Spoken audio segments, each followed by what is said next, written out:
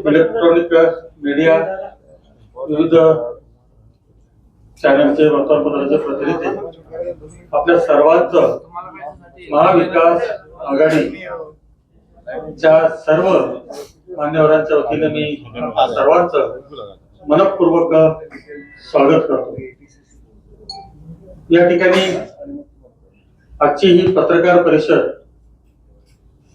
लोकसभा निवडणूक 2024 महाविकास आघाडीचे सन्माननीय लोकप्रिय उमेदवार शिवसेना नेते आदरणीय चंद्रकांतजी खैरे साहेब यांच्या बाबतीमध्ये एक नियोजन जेव्हापासून उमेदवारी जाहीर झाली त्याच्यानंतर पत्रकारांशी एकदा सर्व एकत्र येऊन बोलण्याचा एक मनोदय होता आणि त्या विषयास अनुसरून या ठिकाणी आपल्याला पत्रकार परिषद निमंत्रित करण्यात आला। पण सर्वजण आला, आपला आभार सुद्धा मानतो। या ठिकाणी शिवसेना नेते उमेदवार लोकसभेचे महाविकास आघाडीचे आदरणीय चंद्रकांतजी खैरे साहेब आहेत। दुसरे नुकतेच शिवसेना नेतेपदी ज्यांची निवड झाली महाराष्ट्र विधान परिषदेचे विरोधी पक्ष नेते आदरणीय अंबादासजी दानवे साहेब आहेत। इंदिरा काँग्रेसचे माननीय युसुफभाई आहेत। त्याचप्रमाणे अभिषेकजी देशमुख आहेत। तांगडे पाटील या ठिकाणी आहेत। त्याचप्रमाणे शिवसेनेचे सहसंपर्क प्रमुख माननीय त्र्यंबकजी तुपे साहेब आहेत। मराठवाड्याचे सचिव शिवसेनेचे माननीय अशोकजी पटवर्धन, अभयजी आहेत, शिवानंदजी आहेत। महानगर प्रमुख राजूजी वैद्य साहेब आहेत, अवलवात आहेत, निर्मळजी मस्तुरे साहेब आहेत। आपण सर्व काही मान्यवर चुकून नामोल्लेख राहिला असेल तर उमाकांतजी राठोड, भगवानजी भोजने साहेब, आपण सर्वच जण या ठिकाणी या प्रेसला उपस्थित आहात। मी फार काही अधिक वेळ या ठिकाणी घालवता मी सर्वप्रथम विनंती करेन की महाराष्ट्र विधान परिषदेचे विरोधी पक्ष नेते शिवसेनेचे नेते आदरणीय अंबादासजी दानवे साहेब आजच्या या बैठकीच्या निमित्ताने आपल्याशी त्यांचं मनोगत व्यक्त करतील, आपल्या या ठिकाणी भावना सुद्धा व्यक्त करतील। आदरणीय अंबादासजी दानवे साहेब।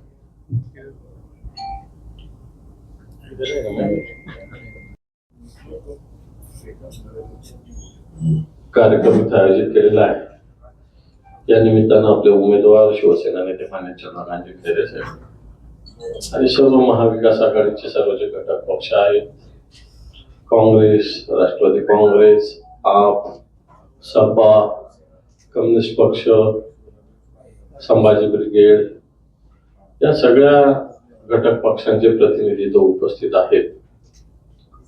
आणि या पत्रकार परिषदेचा उद्देश जर सांगायचा तर आपले जे उमेदवार चंद्रकांतजी खैरे साहेब उमेदवारी जाहीर झाल्यानंतर सगळे मिळून आम्ही प्रचाराला जोरात सुरुवात केलेली आहे। त्या तालुक्याचे विधानसभेचे प्रतिनिधी गावोगाव दौरे सुरू झालेले आहेत आणि आमचे सुद्धा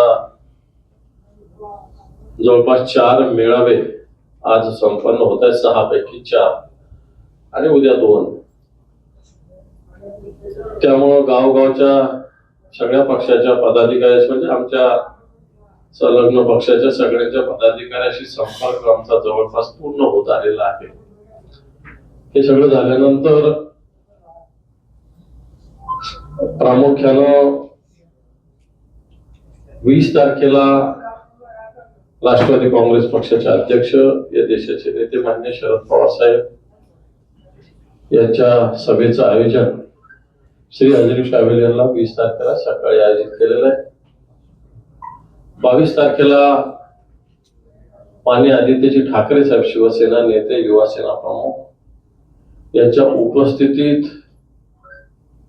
फॉर्म आणि भव्य असा रोड शो मिरवणुकीनं हा फॉर्म भरला जाणार आहे। क्रांती चौक पासून संस्थान गणपतीपर्यंत नेहमीची जी शिवसेनेची परंपरागत मिरवणूक निघत असते, क्रांती चौक छत्रपती शिवाजी महाराजांपासून तर संस्थान गणपतीपर्यंत ही 22 तारखेला आदित्यजी ठाकरे साहेब यांच्या नेतृत्वाखाली हा फॉर्म भरला जाणार आहे। त्याच्यानंतर 10 मेला शिवसेनेचे पक्षप्रमुख मान्य उद्धवजी ठाकरे साहेब यांची भव्य अशी जाहीर सभेचं आयोजन मराठवाडा सांस्कृतिक मंडळावर करण्यात आलेलं आहे. आमचा हा पहिला टप्पा प्रचाराचा उद्या संपणार. दुसरा टप्पा आमचा 2 मे पर्यंत संपणार आणि तिसरा टप्पा 3 मे ते 13 मे पर्यंत, अशा पद्धतीनं 3 टप्प्यात प्रचाराचं नियोजन, आधी मतदारसंघ वाईज, नंतर सर्कल वाईज आणि नंतर गाव वाईज आणि नंतर मोठ्या सभा. 6च्या 6 विधानसभा मतदारसंघात आणखी मोठ्या सभा होणार आहे. आदित्य ठाकरे साहेबांची रांजणगाव आणि टीव्ही सेंटर या ठिकाणी सभा होणार आहे. आम्ही रोहित दादा पवारांना, नाना पटोले साहेबांना, बाळासाहेब थोरातांना यांना सुद्धा निमंत्रण दिले. अमित देशमुख हे सुद्धा, काँग्रेसचे नेते अमित भैया देशमुख हे सुद्धा फॉर्म भरायला हजर राहणार आहेत. त्याचप्रमाणे राष्ट्रवादी काँग्रेसचे नेते अनिल देशमुख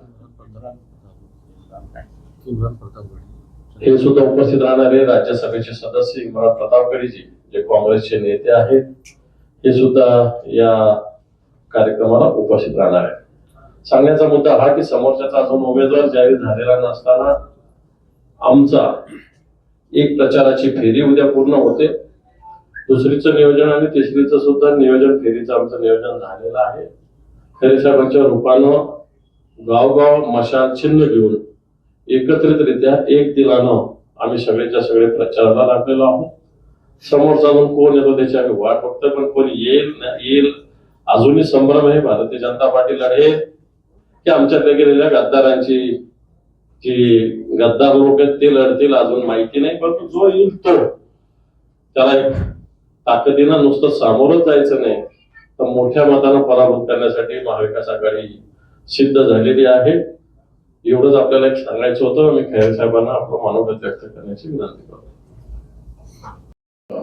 पत्रकार बंधूंचं मी या ठिकाणी मनापासून स्वागत करतो. इलेक्ट्रॉनिक चॅनल्स जे टीव्ही चॅनल्स वगैरे आहेत त्यांचं सुद्धा मनापासून मी स्वागत करतो.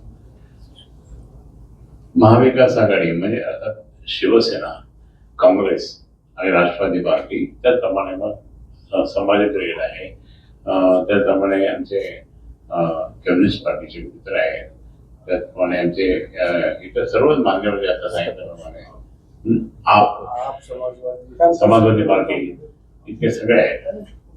पण आता हे खरं म्हणजे अटलजीचं 24 पक्षाचं सरकार केलं होतं, तसं आता मी सुद्धा त्या ठिकाणी जोरदारपणे करत आहे. आणि म्हणून आजच्या याच्यामध्ये ही ताकद, सगळ्यांची एकत्र ताकद त्या ठिकाणी देश पातळीवर यशस्वीपणे वाटचाल करण्याची दिशा आहे. आणि म्हणून मी या ठिकाणी आपलं मनापासून स्वागत करताना आमचे सगळे कार्यक्रम त्या ठिकाणी चालू आहे. म्हणजे महाविकास आघाडीचा उद्या टप्पा संपला आमचा प्रचाराचा, त्याच्यानंतर परत सेकंड टप्पा होईल. पण बाकी आम्ही किंवा अंबादाजी दानवे किंवा बाकीचे इतर सगळे पदाधिकारी आमचे अनेक महिन्यापासून त्या ठिकाणी दौरे चालू आहे. खूप 2, 4, 5, 6, 10, 15, 20 फेऱ्या झाल्या आमच्या. आणि त्या तो दृष्टिकोन फक्त शिवसेनेचा होता, पण बाकी महाविकास आघाडीचा आम्ही एकत्रपणे त्या ठिकाणी सुरुवात केलेली आहे. आता आज संध्याकाळी पश्चिम मतदारसंघाचा शिवसेना, काँग्रेस, त्याचप्रमाणे राष्ट्रवादी काँग्रेस आणि बाकीचे इतर पक्ष या सगळ्यांच्या बरोबरचं पदाधिकाऱ्यांचा मेळावा त्या ठिकाणी आहे याच्यामध्ये पटेल हाऊस. आणि उद्या मग वैजापूरला आहे. आणि उद्या संध्याकाळी मात्र परत महाविकास आघाडीचा मेळावा हा आमच्या पक्ष कार्यालयाचा काढला. आणि म्हणून त्या ठिकाणी अनेकाचे लक्ष आमच्याकडे तर आहेतच, पण आमचेही लक्ष त्या ठिकाणी विरोधी पक्षांच्या हालचालीकडे आहे. विरोधी पक्षांची हालचाल किंवा बाकीच्या काय डावपेच चालले असेल हे पण लक्षात घेणं महत्वाचं आहे. एक सांगतो मी, संपूर्ण आम्ही दौरे करत असताना जनतेचा प्रचंड उत्साह आमच्या महाविकास आघाडीकडे आहे. खूप सपोर्ट आहे. माननीय उद्धवजी ठाकरे साहेबांच्या बाबतीत अनेकांचं मत खूप चांगलं आहे, सहानुभूती आहे.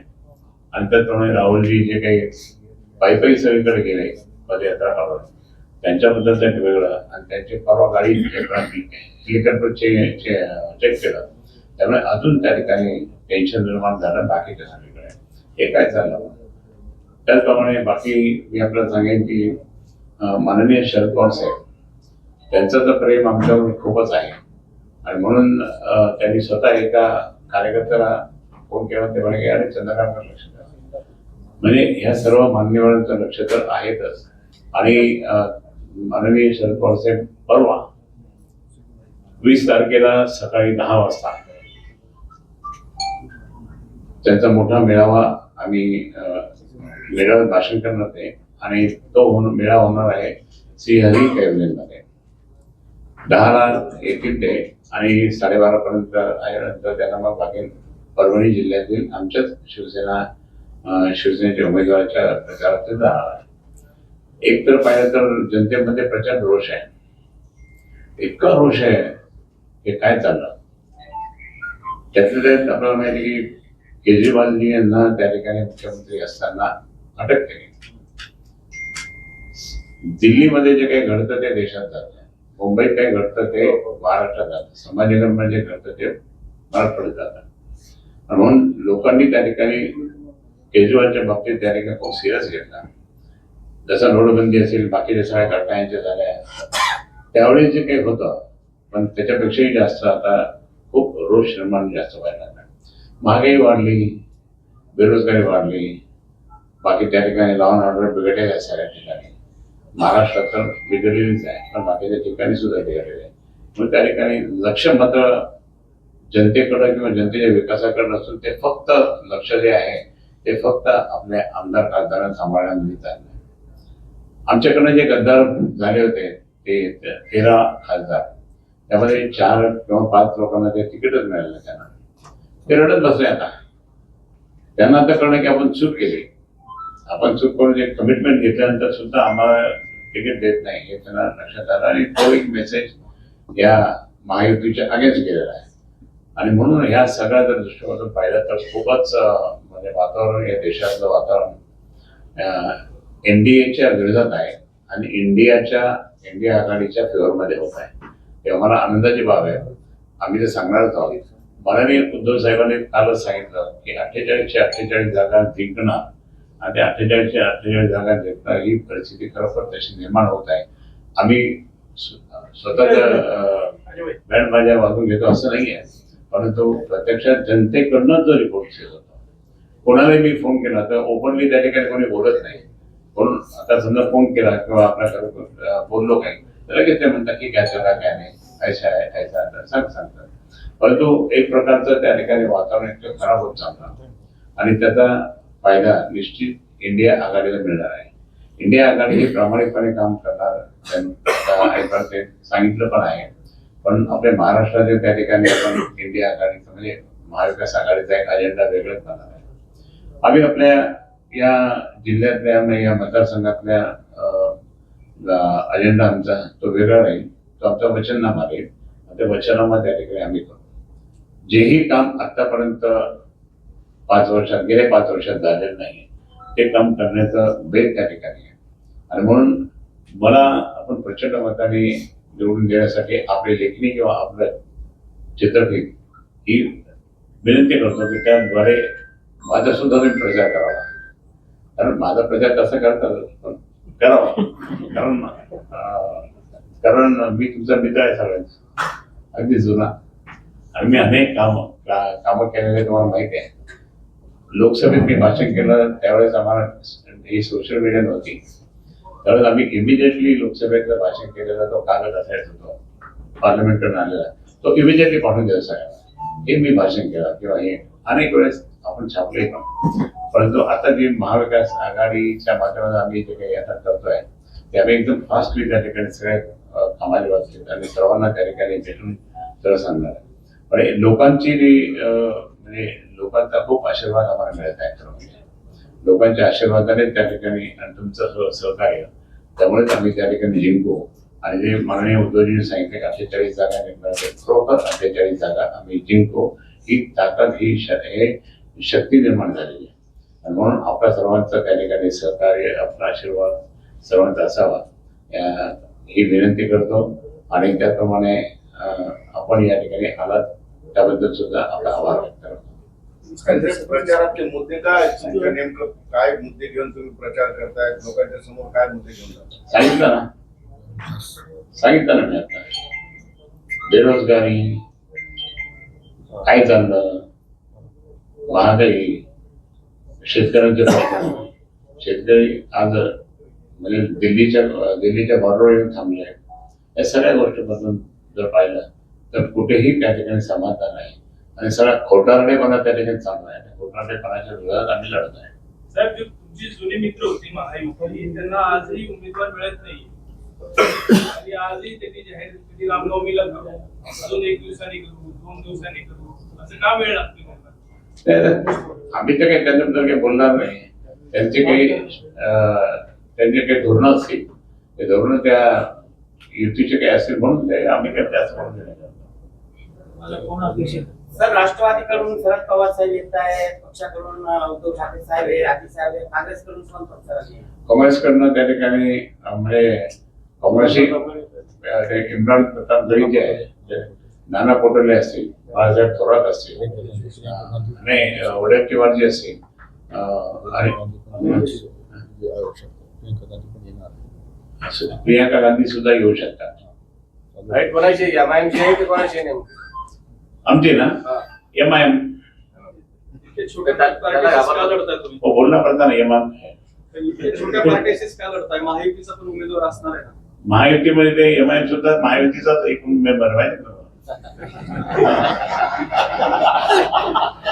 दुसरा प्रश्न असा, तुम्ही बऱ्याचदा म्हणता की मी खूप कामं केलेली आहेत. बाहेर लोक बऱ्याचदा म्हणतात की 20 वर्षात चंद्रकांत खैरेंनी काहीच कामं केलेली नाही. माझ्याबरोबर माझ्या गाडीत बसायचं आणि चालायचं, दाखवून देतो मी. प्रचार सोडून देतो तुम्हाला घेऊन जातो मी. नाही, तुम्ही सांगा की काय केलं. नॅशनल हायवे थोड्याचे सोलापूर कोणी केलं? ते तर काँग्रेसच्या राज्यात आम्ही मंजूर करून घेतलं आणि ते मी केलं आणि पूर्ण झालं. परंतु गडकरींनी टनेल करताना त्यांना अडचणी आल्या. अडचणी म्हणजे ते बजेट नाही मिळालं म्हणून त्या ठिकाणी ते राहिलं. पण 1 लाख लोकांना सहाय्य द्या. तुम्हाला माहिती आहे ना, सिगरेटसाठी कोणी आणला पाहिजे? मी काँग्रेसवाले करून आणलं. म्हणजे कोणी? कमलनाथजी दिलं. समांतर जलवाणी कोणी आणली होती? समांतर जलवाणी जी होती ती फक्त त्या ठिकाणी 792 कोटीची होती. तर 792 कोटीची आणि आता किती वाढली पहा. ही त्यावेळेस सुद्धा भारतीय जनता पार्टीचे लोक, नगरसेवक आणि एमआयएमच्या नगरसेवकांनी ते हाणून पाडलं, बंद केलं आणि ती योजना जी सुरुवात झाली होती ती योजना सुद्धा बंद केली. त्याचा परिणाम इतका झाला की आपल्या शहरातील नागरिकांना पाणी मिळत नाही. नाहीतर आता 2 वर्षापूर्वीच हे पाणी 24 तास मिळालं असतं, पण त्यांनी या लोकांनी होऊ दिलं नाही. हा हे दोषी आहे त्यासाठी. 20 वर्ष तुम्ही खासदार होता, 20 वर्षात पाणी देऊ शकणार नाही असं नाही. ते आत्ताची गोष्ट आहे. ती आत्ताची गोष्ट आहे. मी खासदार होतो, एकदा तुम्हाला सांगतोय, हे शहर मी शांत ठेवलं. हे शहर शांत ठेवलं, हा जिल्हा शांत ठेवला. 1990 पासून मी या ठिकाणी शांत ठेवल्यामुळे प्रोग्रेस झाला, डेव्हलपमेंट झाला. डेव्हलपमेंट म्हणजे काय? DMIC किती मोठ्या प्रमाणात आणली आपण. शेंद्रा मेडकिन हे पूर्ण इंडस्ट्रियल एरिया तेही काँग्रेसच्या राज्यात झालं. दिल्ली मुंबई काँग्रेस दावा करता की मी खासदार झालं तर शहर शांत झालं. त्याला दिल्ली माहित नाही अजून. हो, इंटरनेटला दिल्ली माहित नाही. आमच्या डॉक्टर कराडांना सुद्धा दिल्ली माहित नाही. दिल्लीत कामं कोणती होत्या, काय होतं, त्याला वेळ लागतो 5 दंगल झाली होती खैरे साहेब, त्या दंगलीमध्ये तुम्ही स्वतः सहभागी होता, तर शहर कसं शांत ठेवले होते? कधी एक दंगल झाली होती. एक दंगल नाही. तुम्हाला मी एक सांगतो, ज्यावेळेस 1990 पासून पहिला हिंदू आमदार झाल्यानंतर त्या दिवशीपासून जे काही दंगली धोके सगळे शिवसेनेच्यामुळे शांत झाल्या. आमचे सर्व मुस्लिम भाई आमच्याबरोबर त्या ठिकाणी आले आणि त्यांनी सांगितलं नाही अच्छा झालं. पण 28 ऐका पण 28 वर्ष त्या ठिकाणी शांतता ठेवली आणि 28 वर्षानंतर एमआयएमच्या हैदराबादी लोकांनी ही राजाबाजारामध्ये दंगल केली. दंगली त्या ठिकाणी जर थांबल्या नसत्या तर आमच्या गुरुमंडळावर सगळे जाळून खाक केलं असतं, तरी एक व्यक्ती जळून गेला. त्याला मुकाबला करण्यासाठी आम्ही गेलो होतो. समजलं ना? सहभाग नाही आमचा. हा सहभाग नाहीये मिस्टर काय तुमचं दत्ता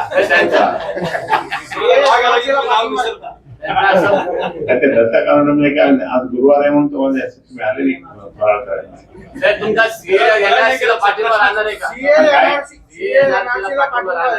कोणाला? तुमचं निवडून आल्यावर NRC पाठिंबा राहणार आहे तुमचा?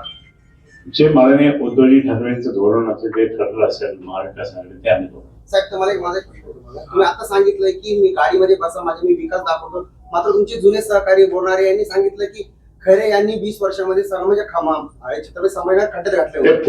फुटले ना, ते गद्दार झाले, ते गद्दारी झाल्यामुळे त्यांनी आता काय म्हणून काहीतरी बोलायला पाहिजे. त्यांनी तिकडून खोके घेतले, खोके ते खोके वाचवण्यासाठी त्यांनी खैरे साहेब, ते असं म्हणाले, 2 कोटी रुपयाची कामं करून दाखवलेली खैरे साहेबांनी दाखवावी आणि बक्षीस मिळवावं. ठीक आहे. ते आता मी त्यांच्याबद्दल काही बोलत नाही. ते मी त्यांना नाही, गांधी साहेब त्यांना मी बोलून द्या. महत्व देत नाही त्या लोकांना. गांधी साहेब त्यांना बोलून द्या. हे पहा, बोलणाऱ्यांना सांगावं, ज्यावेळेस 1995 सत्ता होती, खैरेचे पालकमंत्री होते. 1971 पासून नांदूर मधमेश्वरचा प्रश्न जसाचा तसा होता.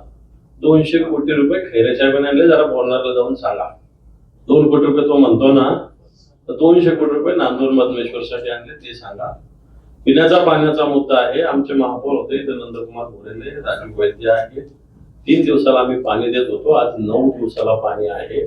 आमची सत्ता नाही आता, 3 दिवसाला पाणी देत होतो. जे पाईपलाईन जे खैरे साहेबांनी त्यावेळेस शरद पवार साहेब, मनमोहन सिंगजी यांच्या माध्यमातून मंजूर करून घेतली पाईपलाईन, जरा कुठची बसा जरा 9 किलोमीटर पर मंथ पाईपलाईन करण्याचं उद्दिष्ट होतं. उद्धवजी मुख्यमंत्री असताना हे काम जवळपास पोहोचत होतं. आता 2.5 वर्षात सुद्धा 9 किलोमीटर पाईपलाईन झालेली नाही. ही जरा स्थिती तुम्ही समजून घ्या. जी योजना 1680 ची होती ती 2700 कोटी यांच्याच काळात गेलेली आहे. उद्धवजींचं सरकार असताना 2100 कोटी रुपये या महाराष्ट्र या संभाजीनगरसाठी आलेले आहे. भूमिगत गटार योजना खैरे साहेबांना आणलेली आहे. समांतर जलवाहिनी खैरे साहेबांनीच आणलेली आहे. या सगळ्या योजना खैरे साहेबांच्या माध्यमातून केंद्राच्या सरकारने आणलेल्या आहेत. खासदारांचं काम काय गल्लीतलं गटार साफ करण्याचं नसतं, हे मी सांगतो तुम्हाला. इम्तियाज जलीलने 5 वर्षात कोणतं काम अशा मोठं आणलं, असा एक माझा प्रश्न तुमच्या माध्यमातून त्यांना आहे. उगाच नुसतं भाषण करायचं 1 मिनिटं 2 मिनिटं याला काही अर्थ नाही. जातीवाद निर्माण करायचा याला काही अर्थ नाही. 5 वर्षात इम्तियाज जलीलने अशी कोणती केंद्राची योजना या संभाजीनगरसाठी आणली, हा प्रश्न आहे. आणि आताचं जे सरकार आहे, भुमरे त्यांचे पालकमंत्री आहेत. 2.5 वर्षामध्ये एखादं वेल नोन काम जे उद्धवजींनी मंजूर केलेलं सोडून तुम्ही कोणतं एखादं काम आलं ते दाखवून द्या. हा माझा तुम्हाला चॅलेंज आहे, आव्हान आहे. उलट तुम्ही आता बोलायला येऊ द्या, उमेदवार म्हणून येऊ द्या, मग बघू आपण एक सोय, एकेकाची सोय. परंतु या 2.5 वर्षात तुम्ही कोणतं काम केलं एखादं, आम्ही तरी सांगतो चला सिव्हिलेज प्लॅन आम्ही आणला, चला आमचं सांगतो समांतर जलवाहिनी आम्ही आणली, हे सांगतो. ऑस्कर फर्नांडिस केंद्राचे रस्ते नागरी याचे मंत्री होते, सोलापूर धुळे त्या झाला, गडकरीच्या काळात नाही झाला, तुम्हाला सांगतो. हा जो नगर नाकाचा रस्ता होता, 60 लोक 63 लोक मिले होते. हा रस्ता एके अँटनी संरक्षण मंत्री असताना खैरे साहेबांनी वारंवार मागणी करून घेतला. हे रस्त्याचे काम, हे कामं जे तुम्ही विचारता ना, हे काम आहेत मी सांगतो. आणखी हो द्या, त्यामुळं मला असं वाटतं तुम्ही जे म्हणतात हे कामं आहेत. खासदारांचं काम नव्हे. आता तो कोण बोलणार आहे ना, त्यांनी ज्या ज्या घोषणा केल्या ना 1200 कोटी, त्याच्या मराठवाडा वॉटर ग्रेड वैजापूर गंगापूर मध्ये उद्धवजी ठाकरे साहेबांची ऑर्डर आहे. पैठणचं जे 3री योजना आणली ना पाणी पुरवठ्याची, ती सुद्धा उद्धवजी ठाकरे साहेबांची ऑर्डर आहे. तुमच्या माहितीच तो सांगतो. हे काम कोणाचे? उद्धवजी ठाकरे साहेबांचं, म्हणजे आमचं काम आहे. एक प्रश्न आहे, उमेदवार खैरे साहेब आहेत पण उत्तर मी पक्षाचा नेता आहे ना, उत्तर तुम्हाला द्यावी लागेल. आता द्यावं लागतं ना. आता तुम्ही ते सांगतात पण ते वेगळ्या भाषेत सांगतात. माझी भाषा तुम्हाला पटकन कळते, त्यांची भाषा कळत नाही. उमेदवार तुम्ही असतात तर किती उत्कृष्ट झालं असतं. गरज काही नाही, मी मीच करा ना, पुढचा मीच राहील ना, कशाला चिंता करतो तुम्ही? दादा मागच्या वेळेस हर्षवर्धन जाधव यांच्यामुळं नाही, एक मिनिट माझा एक सेकंद असा आहे. माननीय उद्धवजी ठाकरे साहेबांनी जे काही तितका निधी आपल्या समाजासाठी दिला होता, परवा नवनीत राणा काय बोलली, नाव घेऊन बोलली ती औरंगाबादच्या योजनेसाठी स्वतः उद्धव साहेबांनी त्या निधी दिली, पण ती नंतर केंद्राकडे त्या ठिकाणी सँक्शनसाठी गेली. केंद्राने कुठे दिली ती? कुठे? अमरावतीत दिली. टेक्सटाईल पार्क म्हणजे तुम्हाला सांगतो की इथून सगळं पळवापळी केलेलं आहे, उद्योग पळाले, सगळं पळालं आहे. हे तुम्ही कधी काही बोलत नाही कधी, खरं म्हणजे तुम्हाला पण भीती वाटते काही? नाही, यांनी आपल्या बिडकींचा झालेला मेडिकल ड्रग्स ब्लड ड्रगचा प्रोजेक्ट गुजरातला नेला. बिडकीनला होणार होता मोठा 70,000 कोटीचा प्रोजेक्ट. कोणता आणला यांनी 2.5 वर्षात? ब्लड ड्रगचा प्रोजेक्ट हा उद्धवजी ठाकरे साहेबांच्या सरकारच्या काळातला होता. माहिती आहे? सगळे जे विकासाची माझा प्रश्न कामं असा आहे की मागच्या वेळेस हर्षवर्धन जाधवमुळे तुमची गणित सगळी बिघडली होती. हो. यंदा सुद्धा आता त्यांनी उमेदवारी अर्ज दाखल केलेला आहे. आता एवढ्यात त्यांनी उमेदवारी अर्ज दाखल केलाय, मग ते डॅमेज कंट्रोल कसं करणार तुम्ही? हर्षवर्धन जाधव मागच्या वेळेस शिवसेनेचे विद्यमान आमदार होते. आता मागच्या 5 वर्षात त्यांचे काय काय कर्तृत्व आपल्या समोर आहे. 5 वर्षापूर्वीचे हर्षवर्धन जाधव आणि आजच्या हर्षवर्धन जाधव मध्ये फरक आहे. मागच्या वेळेचं वातावरण वेगळ्या गोष्टीमुळे वेगळ्या पद्धतीनं होतं.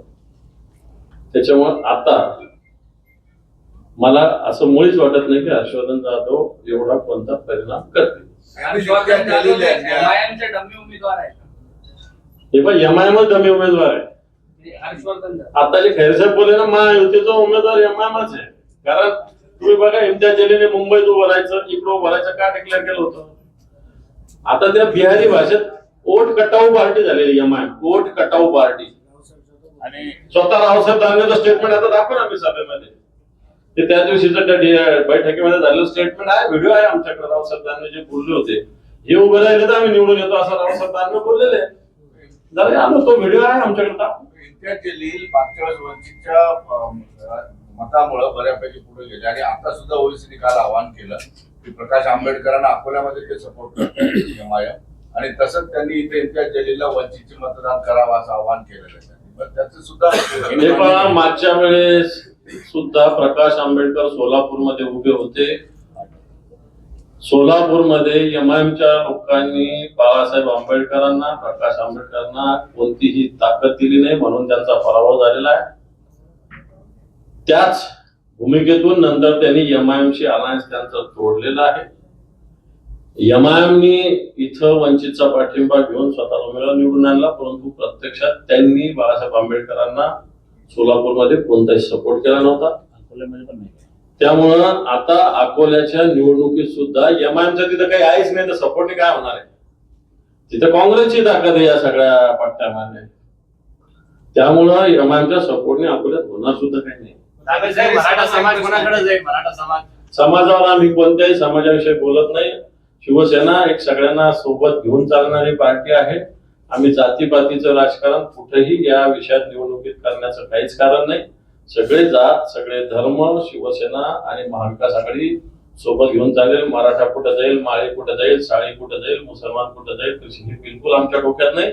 सगळेच्या सगळे लोक शिवसेना महाविकास आघाडीवर असतील आणि त्या भूमिकेतून आम्ही सगळा प्रचार करणार आहोत आणि मतं मिळवणार आहोत. खैरे साहेबांचा एक प्रश्न आहे.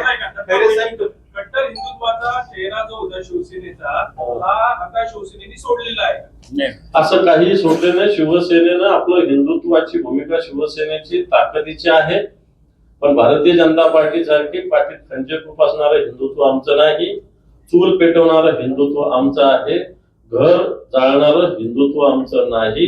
ही भूमिका उद्धवजी ठाकरे साहेबांनी, मुंह में राम रहेगा लेकिन बगल में छुरी नहीं, मुंह में राम और हाथ को काम, ही भूमिका आमची आहे. पण खैरे साहेब ईदगाहला गेले, त्याच्यावर बरं टीका काय फरक पडतो? ईदगाह गेले तर फरक काय पडतो? हिंदू मुसलमान एकत्र राहून नये असं कोणी सांगितलं?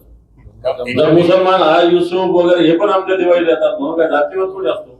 आम्ही वर्षानुवर्ष सगळे सोबत राहणारे लोक आहोत. त्यामुळे ईदगाह जाणं काही पाप नाहीये. पण मी आतापर्यंत गेलो होतो मी. आतापर्यंतची तुमची लढाई खान आणि बाण अशी नाही, होती. नाही. ईदगाह का आठवतोय असा प्रश्न. ईदगाह आठवतो अशाला भाग नाही. ईदगाह गेलो नसत, परंतु आम्ही यांच्या घरी जाणं येणं आमचं चालूच होतं ना.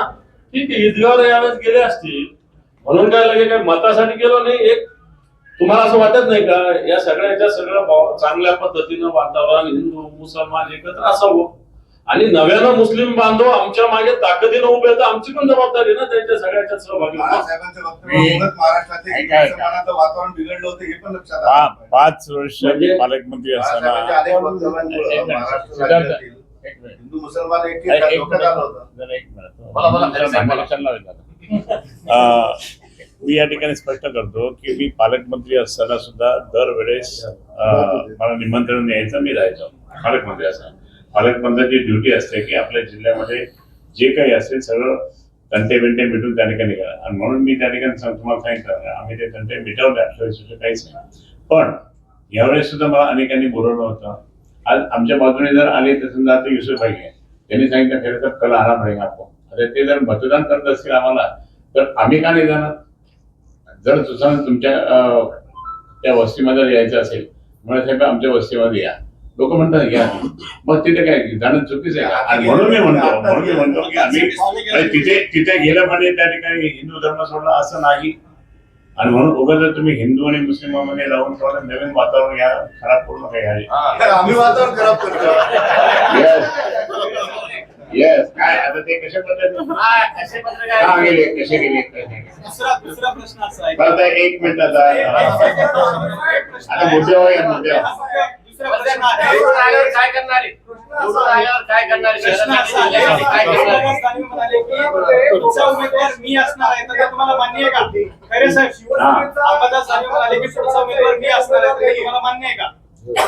मी फक्त ही 5 वर्षाची टर्म मी त्या ठिकाणी राहणार आहे, नंतर मी सतत काम करत राहणार. आजही बोललो मी, पण मी पुढच्या वेळेस म्हणजे पुढच्या 29ला त्या ठिकाणी मी निवडणुकीला उभे राहणार आणि त्यासाठी आता काय पाहावं लागतं. अंबादास साहेब तुम्ही म्हणत असं तांबाल झालेलं मी आता सांगतो. प्रश्न असा आहे, कोकणामध्ये शिवसेना धनुष्यबाण चिन्हावरती 2019 पर्यंत लढत होती. यावेळेस कोकणातून धनुष्यबाण बाद झालाय. भारतीय जनता पक्ष आणि राष्ट्रवादीचे उमेदवार जाहीर झालेले आहेत. शिवसेनेचा अर्थात शिंदे गटाचा एकही उमेदवार तिथे कोकणात नाही राहील. कसं बघता? नाना साठेच्या लोकांनी भाजपची जागा आहे बनवली. ना. एक तर या लोकांनी आमच्यातल्या गेलेल्या लोकांनी गद्दारी केली होती. या गद्दारांची भूमिका होती की बाळासाहेबांची शिवसेना आम्हाला पुढे न्यायची आहे. त्याच्यानंतर अजितदादा आम्हाला निधी देत नाही, त्याच्या मांडीला मांडी लावून बसावं लागतं. ह्या 2 भूमिका तर मांडल्या होत्या. शिवसेना 22 जागा लढत होती. आतापर्यंत पक्षाची पद्धत अशी असते की जागा वाटप करणं आणि त्या पक्षाने मग त्याचा उमेदवार जाहीर करणं. पण पहिल्यांदा अशी पद्धत भारतीय जनता पार्टीने या महाराष्ट्रात लागू केली की शिंदे गटाचे उमेदवार सुद्धा भारतीय जनता पार्टी ठरवत होती. जर शिंदे गटाचा उमेदवार योग्य नाही वाटला तर तो बदलणं किंवा भारतीय जनता पार्टीचा उमेदवार तिथं देणं हे त्यांनी केलं. त्याच्यात हेमंत पाटील एक उदाहरण आहे. दिलेली उमेदवारी नाकारली. भावना गवळी एक उमेदवार आहे, त्यांना दिलंच नाही. कृपाल तुपाने एक उमेदवार आहे, ज्यांनाही दिलं नाही. काँग्रेसचा आमदार आयात केला आणि त्याला उमेदवारी दिली. आता तुम्हाला गॅरंटीने सांगतो, हेमंत गोडसे जे आहे नाशिकचे, यांना सुद्धा उमेदवारी मिळण्याची शक्यता सुतराम नाही. याचाच अर्थ या लोकांनी गद्दारी स्वार्थासाठी सत्तेसाठी केलेली आहे. बाळासाहेबांचं नाव घेऊन खोटी भाषणं करणं, अजितदादाचं नाव घेऊन निधी मिळत नाही ह्या रडत बसणं, या सगळ्या खोट्या गोष्टी होत्या. यांच्या मनात गद्दारीच होती आणि त्यांनी गद्दारीच केलेली हे स्पष्ट होतं. कोकण हा शिवसेनेचा बालेकिल्ला आहे. आता आम्ही मशाल घेऊन लढतो. धनुष्यबाण तिथं एकाही ठिकाणी नाही. दादा, घटक पक्षासाठी एक प्रश्न आहे, ब्रिगेड संभाजी ब्रिगेडसाठी. त्याच्याकडे एक मिनिट यांचं तर सुरू दे. एक मिनिट की तुम्ही भाजप बरोबर 4 वेळेस निवडून आलेलो आहोत. भाजप बरोबर त्यांचं एक स्वतःचं मतदान, तर ते मतदान आता तुम्हाला कसं मिळेल असं मला वाटतं? सांगतो. हे पहा, शिवसेना भाजपा युती होती. एक मतदार असाही आहे की जो शिवसेनेचा पण नसतो, भाजपाचाही नसतो, पण युतीचा होता. असा सुद्धा एक मतदाराचा मोठा वर्ग आहे. त्याच्या मनात निश्चित संभ्रम असू शकतो. पण जे भाजपचे कमिटेड वोट्स जसे असतात तसे काँग्रेसचे पण कमिटेड वोट्स आहेत. राष्ट्रवादी काँग्रेसचे पण कमिटेड वोट आहे. कमी जास्त असतील. कम्युनिस्टला कमिटेड वोट मिळणार आहे. कारण मी पाहिलं गंगापूर वगैरे अनेक मतदारसंघात काही नसलं तर त्यास कागद असायचा, बॅलेट असायचं, तर त्याच्यावर लोक हाताने वेळा काढायचे. आणि मी सुद्धा गंगापूर इलेक्शन लढलेलो आहे. कमिटेड वोट कम्युनिस्टांचे सुद्धा आहे. मला वाटतं भारतीय जनता पार्टीचे जेवढे मत आहे त्याच्यापेक्षा हे मताचे प्रमाण फार मोठं आहे. त्यामुळे त्याची चिंता भारतीय जनता पार्टीचे मत जे कमी होतात ते निश्चित या सगळ्या महाविकास आघाडीच्या इतर पक्षाच्या भरून पुढे जाऊ आम्ही. महाराष्ट्रात शिवसेना नेतेपद हे सर्वोच्च म्हणजे सर्वात मोठे पद आहे. छत्रपती संभाजीनगरात आता हे 2 मिळालेत आपल्याला. तुम्ही सुद्धा गुरु शिष्य दोघांनाही शिवसेना नेतेपद मिळाले. नेमकी काय जादू आहे की नेतेपद शिवसेना प्रमुखांचं प्रेम हे मुंबई नंतर संभाजीनगरवर राहिलेलं आहे. तीच जादू इथं, बाकी काही जादू गुरु नाही. शिष्य आता एका गुरु शिष्य एका पातळीवर आल्या. हो, मी आहेच ना, त्याला काय प्रॉब्लेम. पातळीवर नाही, शेवटी तेच मोठे आहे ना. त्याच्याविषयी काय मला शंकाच नाही. आता धन्यवाद, खूप प्रश्न झाले. संभाजी ब्रिगेडचा प्रश्न आहे. पक्षाला बोलू दिलं पाहिजे ना. कृष्णा नाही आला कृष्णा पक्षाला बोलू द्या ना. अरे कृष्णा काय आला माहिती आहे तुमचा. माझा कसं बीट गेला भानुसे साहेब, तुम्हाला प्रश्न आहे. तुम्ही शिवसेनेकडे सुरुवातीला युती केल्यानंतर 3 जागा मागितल्या होत्या. त्याच्यानंतर तुम्ही 2 जागा द्या म्हणलात. शेवटी 1 तरी द्या असं म्हणलात. पण शिवसेनेने तुम्हाला एकही जागा दिलेली नाही, तरी सोबत आहात. त्या संदर्भात आमची सकारात्मक चर्चा झालेली आहे पक्षप्रमुखांसोबत आणि विधानसभेचं आश्वासन त्यांनी आम्हाला दिलेलं आहे आणि आम्ही आता पूर्ण महाराष्ट्रभर महाविकास आघाडी सोबत आम्ही आहोत.